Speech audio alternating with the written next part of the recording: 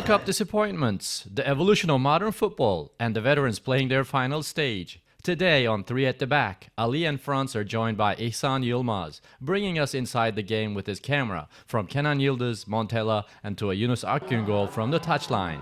This is football from every angle.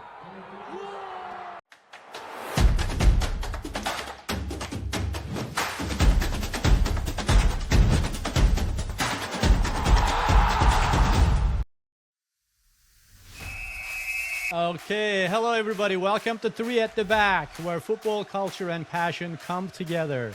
We're here in New York, New Jersey again. I'm Ali, your host. Today with my co-host Frantz, and we have a new guest here, guys, Ihsan. All right, we'll introduce everybody in this, but from breakout performances to tactical shifts to veteran stars, we will break down a lot here in terms of what's shaping this World Cup.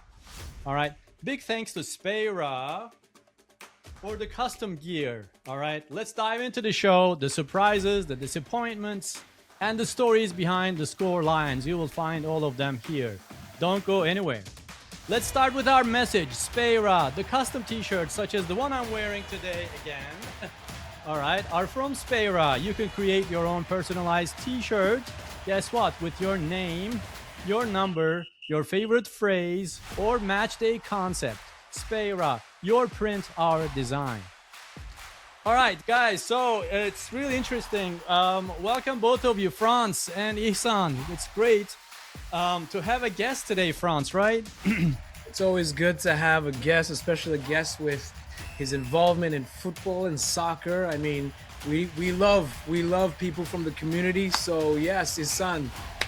Welcome, Ihsan. Before I let you speak, Ihsan, I'm gonna start with a very brief bio. So Ihsan is a former professional soccer player and the Yilmaz Academy founder. He's been mentoring young players on their path to places like Europe. All right, so welcome, Ihsan. Thank you very much. Thank you. It's a pleasure to be here. Thanks for having me, Ali and Frantz as well.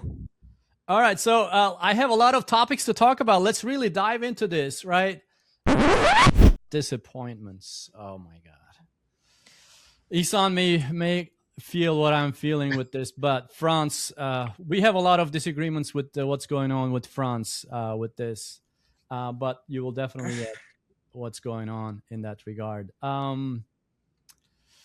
What's your biggest disappointment so far? Flop, why, and how? Anyone would like to start? Can I start if you don't mind? Whoever starts first. This is like a duel in The Good, the Bad, and the Ugly film. 3 people, whoever draws the gun first, you know that when you draw the gun, the third guy who's waiting there is going to shoot it at you, right? So it's going to be it's going to work against you. So who would like to be the first guy that draws the gun right now? Well, I would like to start if you don't mind, Frantz. By all means. Well, I'm originally from Turkey. I see myself as an American, but I went to the friendlies actually 3 weeks ago exactly. Turkey versus Venezuela in Miami, in the Miami Inter Miami Stadium. They looked good to me. They looked like they came here to work, but I have no comments. I have nothing I can say. 62 shots, 0 goals, playing 88% pass I'm just like, oh my God. I mean, it's the biggest disappointment, in my opinion, the last maybe 5-6 World Cups. I think by varies as well, and also,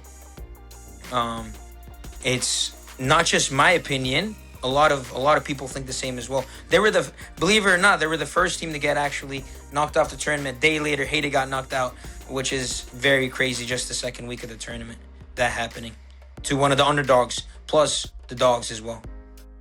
So Haiti was there, and then Turkey. A couple hours after that, it's announced that they got eliminated. Frantz, what's your biggest disappointment from this tournament so far? I mean, I won't add to Turkiye.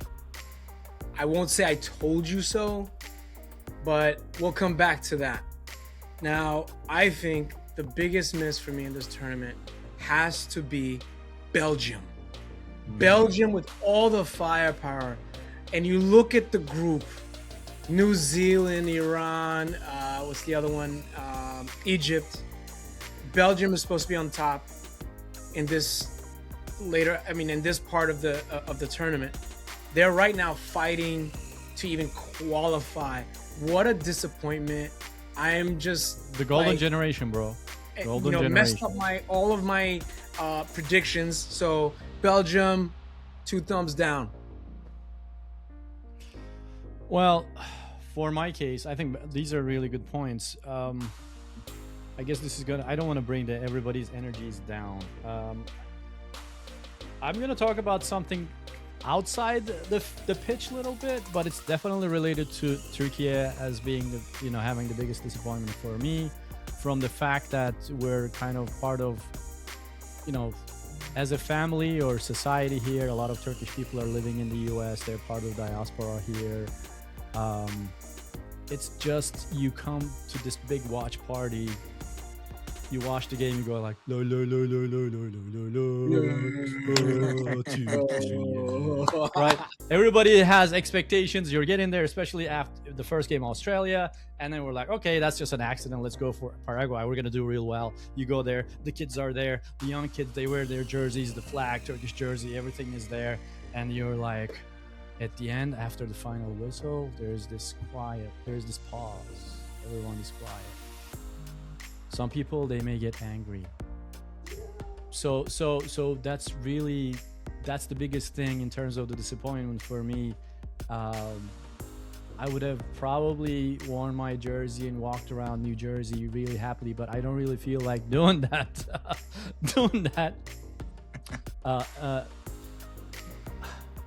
This is part of the World Cup, man. World Cup is not only about watching just football.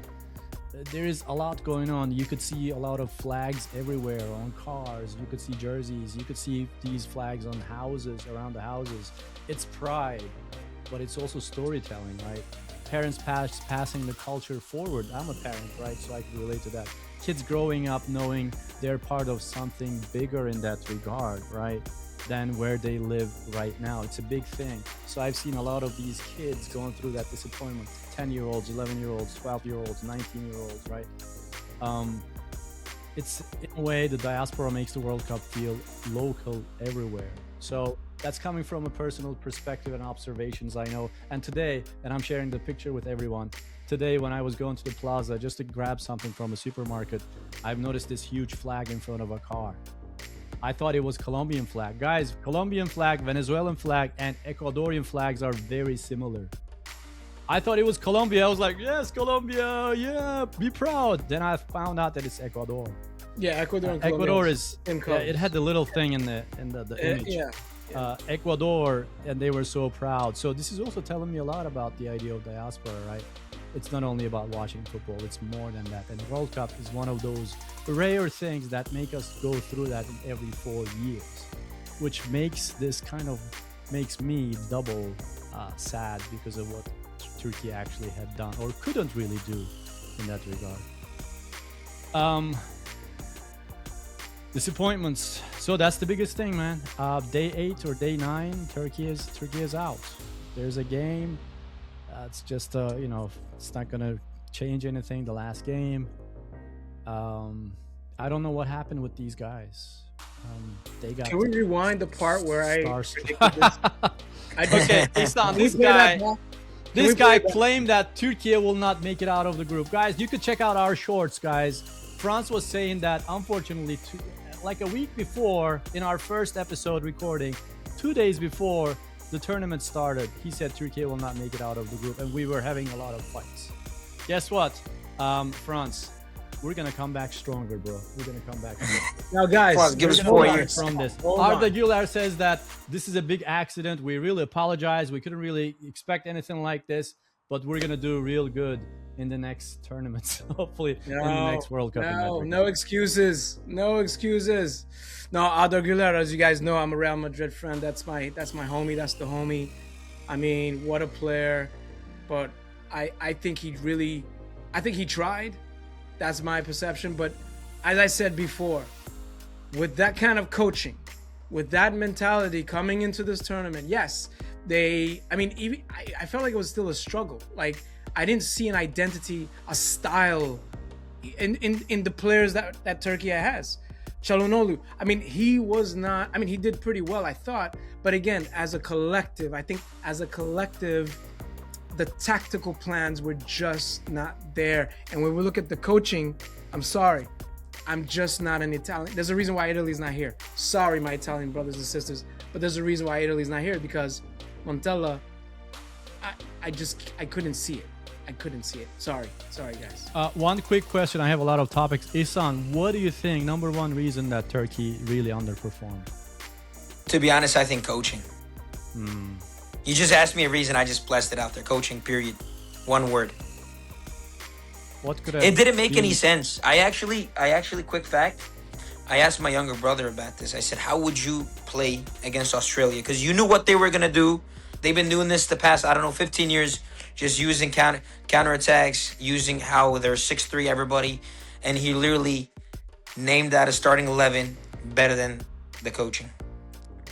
With all the respect. Yeah, I don't know. I was not expecting this. I didn't see this in friendlies. I didn't see this 2 years ago in the Euros. Turkish team did really well by going to quarterfinals, almost beating Netherlands. This was the same team with false nine, no striker. This team did the same thing in the qualifications for the World Cup. We don't really understand. As if somebody came and changed the whole thing, or somebody threatened these guys. They played like that. Like, they're not allowed to play right now. Like, they were shaking. They were, I don't know what was going on.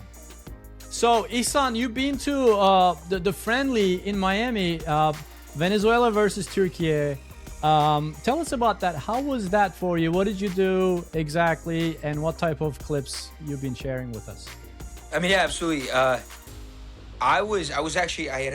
had a great opportunity to sit right next to, literally on the field. And I think the Turkish team, first part I'll say is the Turkish team actually looked like they wanted it, that they were actually, hey, like, we're actually the underdogs and we're actually here to prove everybody that we're going to be, first in our group. USA can be second, Paraguay can be third, whatever. They were actually looking, and everybody that was coming on the field, coming off the field, everybody was very, very... Çalhanoğlu was performing very well. Arda was performing very well. Yildiz didn't play that game, but like Can Uzun didn't, get minutes. I don't know why, this kicks back when we chatted about the coaching thing. I would 100% disagree with our beautiful coach, but I have no clue why that happened. But, I think the Turkish side was an extreme upset, especially me going to the Venezuela game. And I think, like I said, a big disappointment for the Turkish side, especially what I saw from them. For the players subbing in, like, for example, Yunus Akgün subbed in, scored a tremendous goal, Arda Güler, beautiful ball.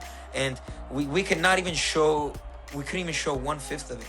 And it was phenomenal in the Venezuela game, and it was out of this world and not even close in the last 2 games we had. Thank you. The main topic I'd like to talk about, this is number one topic, which is more about the tournaments every 4 years are always there to make football evolve into something else in terms of the pitch, the tactics. Let's talk about that a little bit. For example, 2010 World Cup in South Africa was all about tiki-taka that Spain brought in, possession football, relentless possession, passion, positional play, patience, pressing immediately. When they lose the ball, they just try to grab it right away. It influenced clubs and national teams worldwide. There are different examples from 2022 with the Qatar World Cup in terms of one man, Argentina, with the leadership and what everybody else were doing around him in that regard, right? The identity thing. We're talking about the options, possession football, like Turkey's games, first 2 games are a great example for that. Press resistance, playing with false nines. Some teams still play with false nines. I don't think Germany has a really good striker in that regard.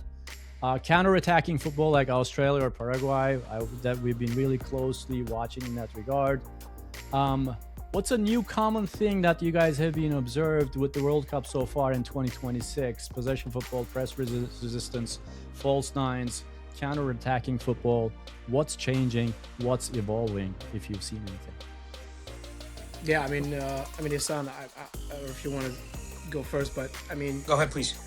I think when we look at the evolution of the game, we have to think about this tournament. This tournament isn't really it isn't really something that we're used to because of the amount of games. I think also this tournament with this hydration break garbage, I think it changes the way you play also. Again, will this evolve into something else? Because if you look at a lot of these teams, it's always, we're seeing an increase in possession-based tactics, obviously. But again, I would like to see, someone build up from the back, kind of just using your wingers, pushing in. But a lot of these teams are kind of not really identifying a style of football as, let's just say, previous years, right? I think a lot of people are just copy-pasting. This is probably a pep thing, but, I think a lot of teams are copy-paste. I could see some of the teams technically superior to where they were probably in the past. So technically, I think everybody's kind of high level now, but like tactically, I think we're going to take a step back. I think we're going to take a step back because everybody's so similar. I can't really, other than those teams that are home advantaged, like the US, I've never seen a US team like this. All right, let's just be honest. That's also true, yeah. And that, is this good? Is this bad? For the game itself, when we talk about tactics, I'm just not seeing really anything different. Like, honestly, I'm not seeing anything different. I'm not seeing anything special. I am seeing, though, now at this time, as of today, the rise of these megastars, superstars, and how the teams are building around them, right? So Ronaldo had the criticism because Messi performed, and now they're like, oh, yeah, I'll keep my English clear. They were saying, well, if Messi's doing it, Ronaldo should be doing it too. So I think Portugal kind of made efforts to ease Ronaldo's playing style, and that's why he had the performance he had. Same thing with Mbappe. Frantz, these guys are starting to pick up because these teams are starting to pinpoint their stars to make things happen. So from a tactics, we look at it all. Even Mbappe is not, a true forward, or he's playing deep in the pocket. Messi, as well knows, the false nine. Even Ronaldo's playing kind of deep in the pocket. So I kind of see everybody similar, except they're picking out their stars. Which is going to be related to our last topic today with the veterans. Ihsan, what do you think about this? What's changing? What's evolving? So I do 100% agree, especially where you started with your question from 2010, the tiki-takas, and how, Spain started it, and a bunch of clubs continued it. So my thing is a lot of, at least starting, I'll say the past 5 or 6 years, playing from the back, using the goalkeeper as the 11th player on the field. What I'm trying to say is using them as basically a center back is really changing the game a lot. Because now, especially when I'm scouting goalkeepers, it used to just be like, okay, how tall is the goalkeeper? Okay. And then are they good with, communicating, blah, blah. Now we're looking at, okay, the height, etc. But how can they play with their feet? Can they send the 60-yard ball out? Can they send, how can they play? So playing from the back, plus, like Frantz also said, trying to use, your playing style with the superstar you currently have. Is also getting up there as well. Okay. For me, it's a little changing, especially I guess this is related to watching a team or teams that has the biggest possession in their games control the game. When you look at the statistics, okay, that's one thing. But when you look at this, a lot of the teams, in terms of what happens on paper, okay, let's take one example of a team like Turkiye. On paper, these guys are really talented, right? They play in Real Madrid, Inter Milan, Juventus, a lot of guys, right? But when you look at a small team, these guys, in terms of value and all that, 10 times less than a player in a big team like Turkey or Spain or others. But when you look at the whole team, number one thing that I see with these smaller teams is they have tactical discipline. And they are very athletic. I kind of see that the small teams or mid-level teams, you want to call them tier 3, tier 2 type of teams, are definitely aware of the natural, like the players, the kind of players that they have on these pitches. So it has a lot to do with them being really athletic, which is one of the biggest factors of you may be a team that has the possession, but if you don't really act fast, dribble the ball real fast, attack real fast, do a lot of different, counter plays in that regard, despite the fact that you bring the ball to their half, to their side, is not really going to help you, right? So that's one thing that I see a lot in terms of these small teams, which is good in a way, I guess, because having the possession may not mean that we really win the game. The other thing is about set pieces mattered more than ever. So a lot of teams are more mindful of corners, how they want to take the corners. They bring a specific coach that would also, teach them in terms of corners or throw-ins, free kicks, long throws, all those type of things. So aside from what you guys noticed, which is a big fact of what's going on, these are the two things that I noticed. The third and the last thing that I noticed, which is going to be related to our last topic, veterans, have a lot to do with, I feel like a lot of the teams here today, out of the 48 teams, are forced to bring their stars, at least one leader. This doesn't matter how old they are, 38-year-old, 40 years old, 41 years old, it doesn't really matter, but they brought these guys in. So it seems like they're there in the middle and everybody is kind of structured or centered around these big leaders, whether they will be successful or not, whether they are already successful or not. All right. It's, every World Cup is good in that regard. I see a lot of things that are outside the pitch, which is related to United States efforts to make football more popular, I guess, like having hydration breaks, having a World Cup in 3 different continents in a huge geography, huge land. They're trying to do a lot of different things in that regard with FIFA's involvement. I see a lot of those things that happens outside the pitch that's also evolving, whether I agree with them or not, in terms of football, the global football. Yeah, quarter 1 and quarter 2. It's not going to fly with me.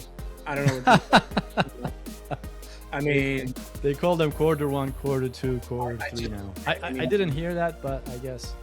It's happening, in various broadcasts. I mean, I can't even, we as Americans, we have a tendency to try to make the game our own, and this is such a global game that, it's a joke. Like how could you take this hydration break that FIFA's calling it a hydration break, but you as a broadcaster, as a commentator, you're introducing quarter 1, quarter 2. These guys have no clue about soccer, about football, about the culture, and they're just given a platform. So I just want to say, yeah. Gizmo. All right, the question, I guess I'm going to ask this to our chief football officer, commentator, reporter, Gizmo again. What's really changing or evolving in terms of football? Let's see what he says. I can't wait to hear that one. This could have been a nap. Instead, everything is structured now. Same patterns, different names. Meow. I like that one. Good job, Gizmo. Look at Gizmo. Gizmo is not only sleeping 16 hours a day, guys. He's been watching all of the games. There you go. So Gizmo says same patterns, different names. I think this is a good segue that could connect us to veterans last World Cup, this section. Guys, we've been seeing these 40-year-old, 38-year-old. I'm going to name a lot of them to you, starting with Messi, Ronaldo in Portugal, right? You could see somebody like Lukaku in Belgium, Frantz. You were talking about Lukaku. There is Džeko from Bosnia. He's like 38. Modric from Croatia, right? I'm missing a lot of names probably there, right? So a lot of them seem like they actually are here as part of their last World Cup. This is what they've been saying, right? So what do you guys think about this idea of veterans last World Cup, especially with what happened earlier a couple of weeks ago with the conflict with Ronaldo and then Messi? People were talking a lot about these different things. Frantz, go ahead.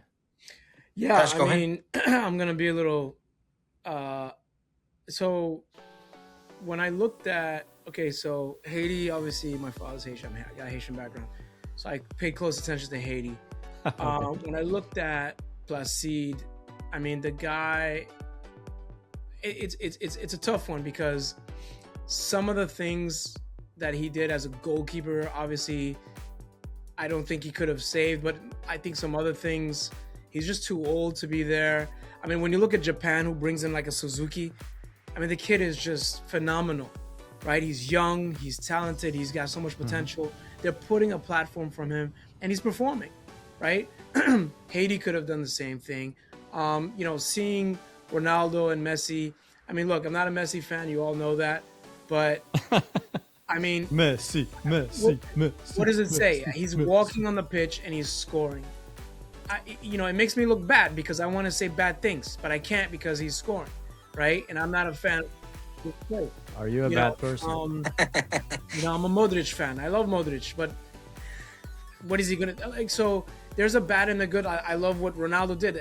For me, I just felt like, and I know the Ronaldo, I know the competitor in him. He's like, I'm not gonna allow everybody else to make this impact, and I'm not, right? And he's got the support, and he's a great competitor, and he's proved it again why he's one of the GOATs as well. So, there's a good and a bad. I'm tired of seeing some of these guys, and some of them, it's good to see them go out, but let's face it. I mean, we still want to see some rising stars, and I remember a time when we could name some young up and comings, but right now the headlines, because it's in the United States and because of my conspiracy theory of the Messi thing, we're focused on Messi and everything Argentina, which to me is bogus. Sorry. Well, by the way, we missed Vozinha, Cape Verde's goalkeeper. Vozinha, 40-year-old okay. Vozinha. It's a fun story. Vozinha. It's a fun story. It's a fun story. Story Vozinha's with a his fun mother, right? Veterans, Yeah. right? So Yes. I Yes. definitely. There is one thing with veterans, Ihsan. Sorry about this, but especially with, I think No, some please. of the teams needed this veteran guy, and Turkey didn't have anybody like that. To be honest, sometimes it really works whether they're in the first 11, they're on the pitch or not. You needed that person who has the experience where he already gained everybody else's respect on the team. That would be like, hadi aslanlarım, koçlarım, hey, come on guys. When everything is going really bad or down, the morale is down, they could really be there and do everything with their experience. I mean, for think Turkey, it's so. Çalhanoğlu, This is the other side of veteran situation where sometimes you really need a guy with the experience that's really there and who could do their best, especially somebody that really had a good resume in that regard. I mean, Çalhanoğlu for Turkey in the back, no? He's about 32. I think Ali is trying to say an age like 36 and 37 and Çalhanoğlu up, was a right, Ali? disappointment for me. But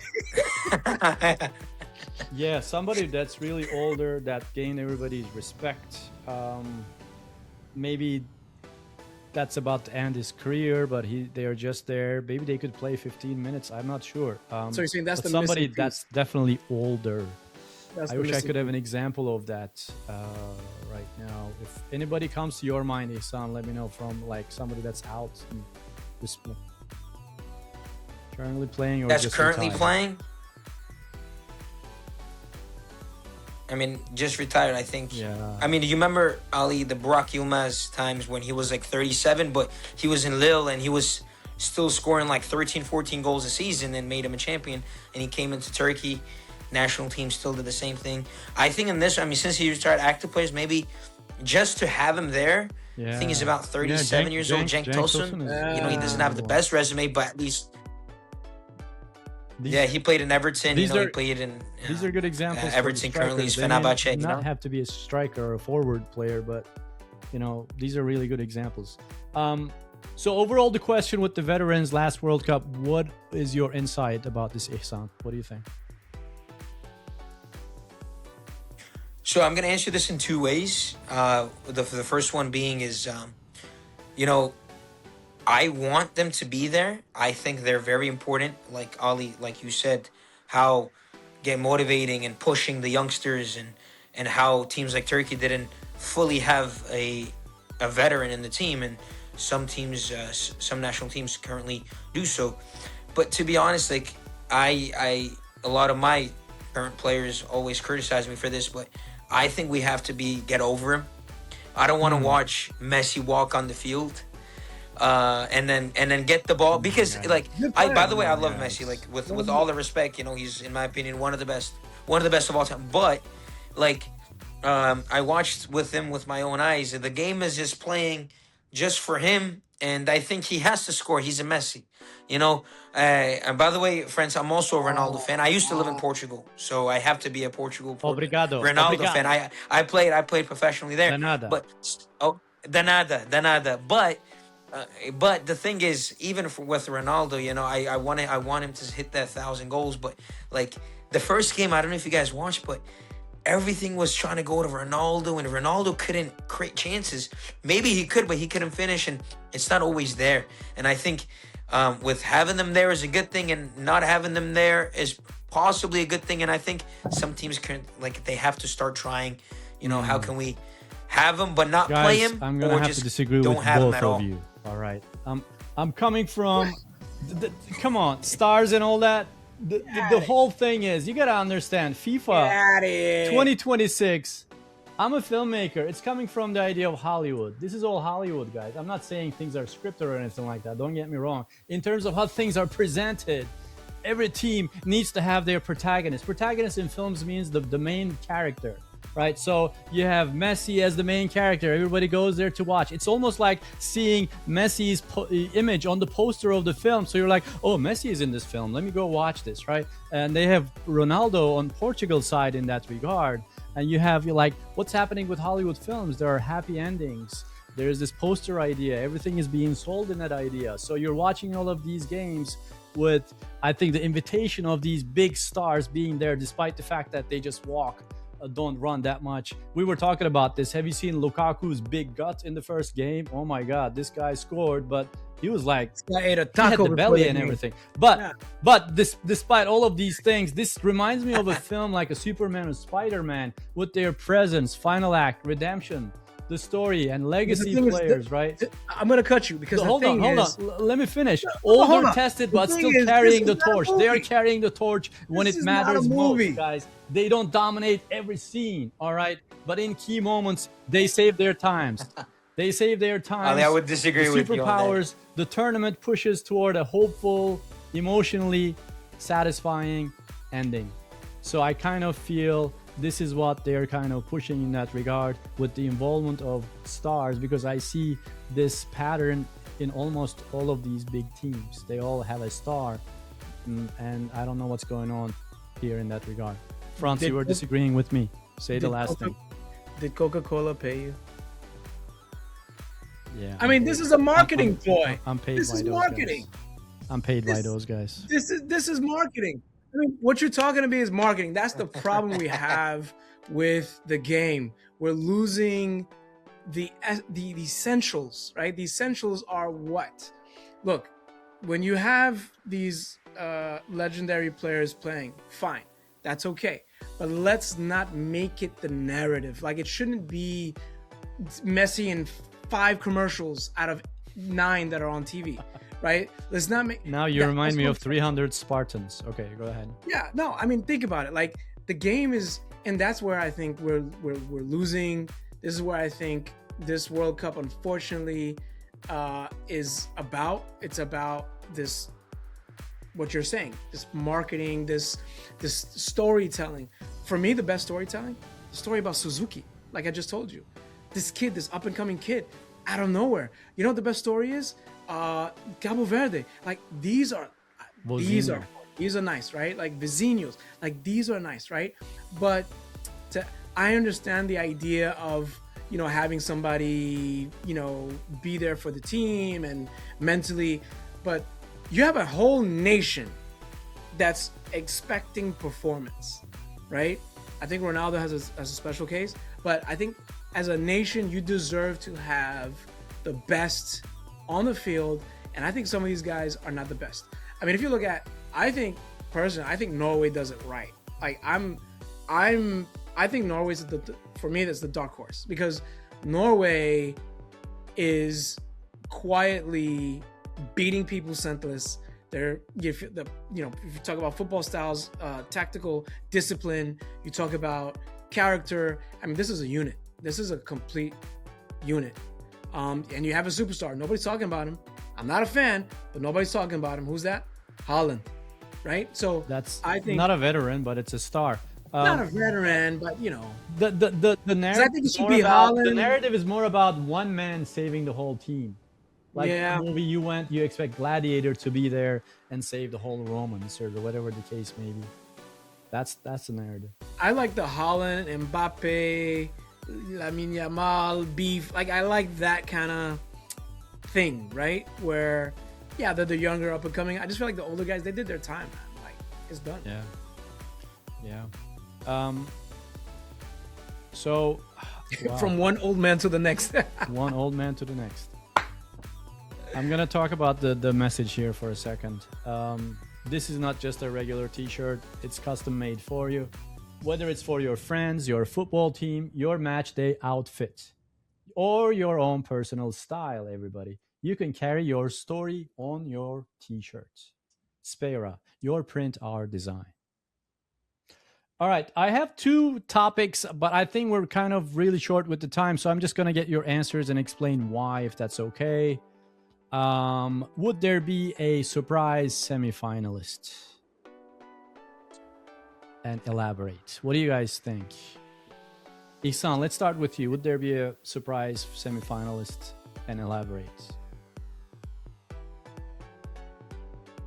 So I was gonna say the United States and get hate on me, but I'm an American. I mean, I want the U.S. Look, and here. possibly you never. Here. Look at that. There you go. And you actually never know. Yep. Look at you. You got what Canada, is that? Turkey, Canada. U.S. You got everything. That's a very diverse. Canada. You got all the host nations. But in my opinion, I think the USA. I think that little chance is my dream. For them to be in the semifinals. What if they actually, are third and actually, win the third seed? But I think Norway also has a good chance of. And we talked about Haaland, but I think they have a very hidden top striker, Sørloth, Alexander Sørloth, and he's an exceptional striker as well. So I think, just to giving you an answer, the U.S. has a really good pathway too, Norway. I think, in terms of who the options of whom they will play, especially until quarterfinals and who knows, maybe semifinals. That's an interesting pick, Ihsan. Frantz, what do you think? Yeah, I mean, I think, I don't know. I mean, I want to see Brazil back. I want to see Good Brazil luck. back. Good luck. I mean, Sorry, just kidding. I mean, look, and you'll see the footage, and you can see the footage. We have the footage. Being in the fan zone, watching the game live, seeing Neymar coming back on the pitch. I think for Brazil, it's a huge uplifting moment. It was a dire need for a win like that yesterday. So, I really want to see Brazil come to the semifinals. Of course, France is going all the way, but we're talking about semifinals, so I'll stick with Brazil. This answer sounded like it's a wish. No, just kidding. All right. Maybe you're saying that your ideas change after you watch their game against Scotland. If there's any positive thing for me for Brazil, it would be probably the coach they have, Ancelotti. He could change a lot of things, I think. But Brazil, compared to Brazil, I don't know, 20 years ago, 14 years ago that we've seen, they're anywhere closer to that in terms of the quality, unfortunately. My case, guys, it's been changing, right? So in my case, if there's any team that would do, I'm trying to look at the small fish rather than the big fish, forcing myself. If that would happen, that may maybe happen with Morocco. Because I watch their games, there are a couple of things. They have a really balanced structure in terms of, Hakimi in the back for the back line, for example. For the midfield, they have strong and intelligent players. They can control tempo.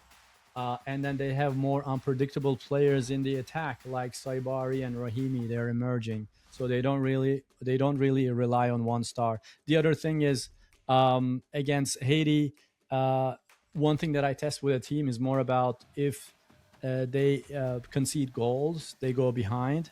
How do they turn around the whole game? That's the really biggest thing, and they've done it really well with the 4-2 win in that regard, which shows that they don't really panic. And I think they just have new young players that are stepping up. As I said, Saibari is one of them in that regard. So I would say Morocco in that sense. Ihsan.